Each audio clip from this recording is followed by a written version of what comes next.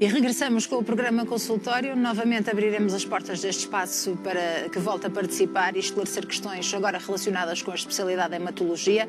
225083297 é o número de telefone que deve marcar para se inscrever. Pode também fazê-lo por escrito, já sabe, através do nosso endereço de e-mail consultório@portocanal.pt, porque vamos aqui assinalar o Dia Mundial do Linfoma. Para já, acompanhamos então esta vaga de incêndios e vamos perceber os efeitos que o fumo está a provocar na saúde de todos nós. Está connosco o Dr. Luís Rocha, médico pneumologista e dirigente da Fundação do Pulmão, a quem agradeço por juntar-se a nós. Sr. Doutor, muito obrigada. É um gosto recebê-lo aqui no consultório.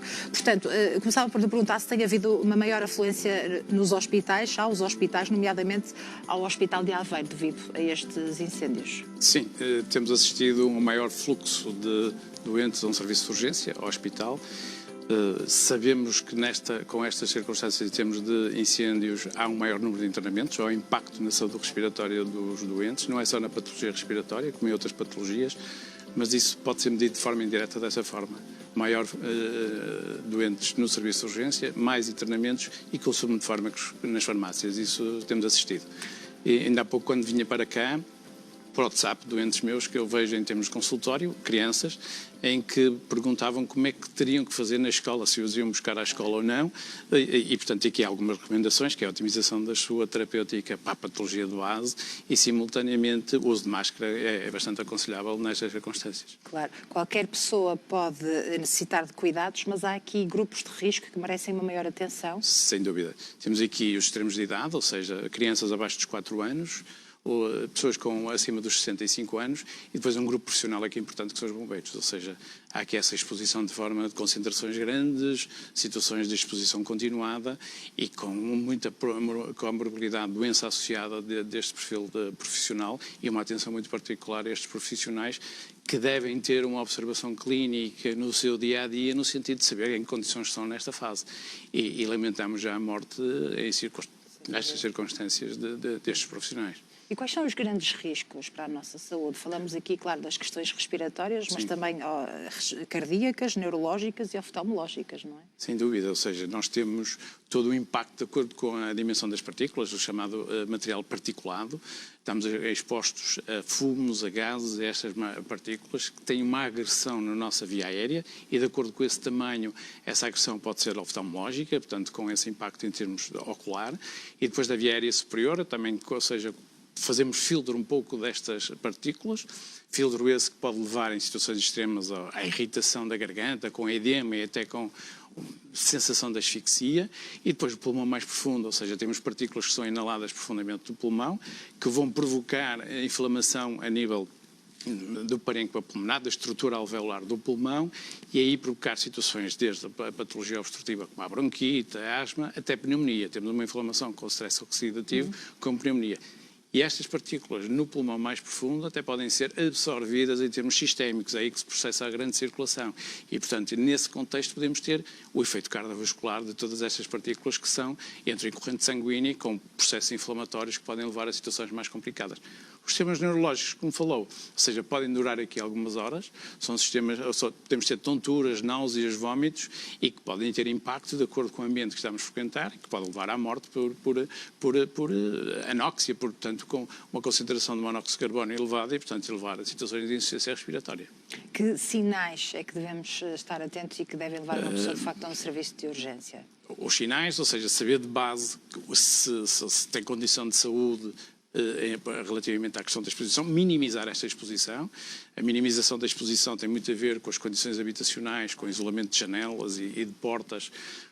Por exemplo, se quem tem ar-condicionado deve colocar o ar-condicionado na posição da recirculação de ar, não receber o ar do exterior para refrigerar o seu meio ambiente e, portanto, nos carros a mesma coisa, ou seja, nos automóveis ter os vidros fechados com a recirculação de ar, hidratar bem, otimizar a sua terapêutica ou até reforçá-la nesta altura se tem patologia respiratória e depois não, como está num ambiente mais confinado, ou seja, no seu espaço de habitação, não usar meios de combustão porque, ou seja, se já temos aqui um problema relativamente à questão da oxigenação, podemos ter aqui um agravamento das condições. Claro. Em termos da sua habitação. E falou também, Sr. Doutor, da utilização da máscara, deve ser um acessório para os próximos dias? Sim, ou seja, há o recurso a essa máscara.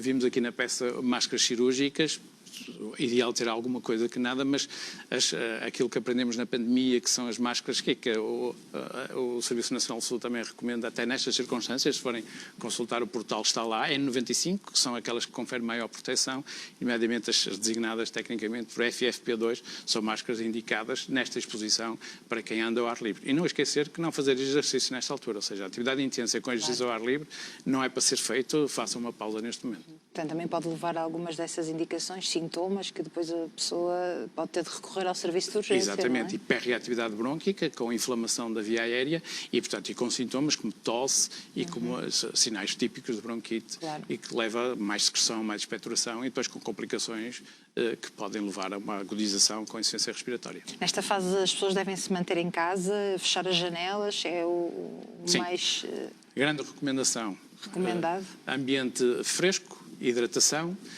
isolado desta exposição e seguir as recomendações da Proteção Civil relativamente ao seu local, ter informação, acesso à informação de que é que está a passar no seu local, porque é fundamental saber o que é que isto está... Que evolução vai ter? Nós temos esta projeção de fumos e gases e de partículas a quilómetros de distância. E estas partículas têm uma particularidade, têm uma sobrevida, digamos, em termos de meio ambiente, curto a médio. E, portanto, podemos ter aqui ainda nos próximos dias uma situação de problema. Falava dos seus doentes que lhe têm mandado muitas Sim. dúvidas, não é? Por telemóvel. Para esses, seu doutor, que tem algum problema respiratório, por exemplo, convém andar com esta medicação SOS muito próximo? Sim. Pode surgir aqui alguma questão súbita? É uma boa altura para o recurso a SOS, porque notam logo esse impacto quando saem de casa relativamente ao ar ambiente. O acesso à informação de qualidade do ar ambiente, basta, é visível, mas temos falta muitas vezes no dia-a-dia dessa monitorização do ar ambiente e como é que está a qualidade do ar ambiente. E, portanto, essa percepção com a otimização da terapêutica, e até em situações limite, não sair, ou seja, não estar presente na escola ou no seu local de trabalho, portanto, com essa justificação. Muito bem. Agradeço imenso todas estas recomendações, Sr. Doutor. Muito obrigada, são fundamentais e, portanto, é para todos colocarmos em prática nos próximos dias. Muito obrigada, Dr. Luís Rocha, médico pneumologista e dirigente também da Fundação do Pulmão. Continuação de um excelente trabalho. Muito obrigada. Seguimos em frente.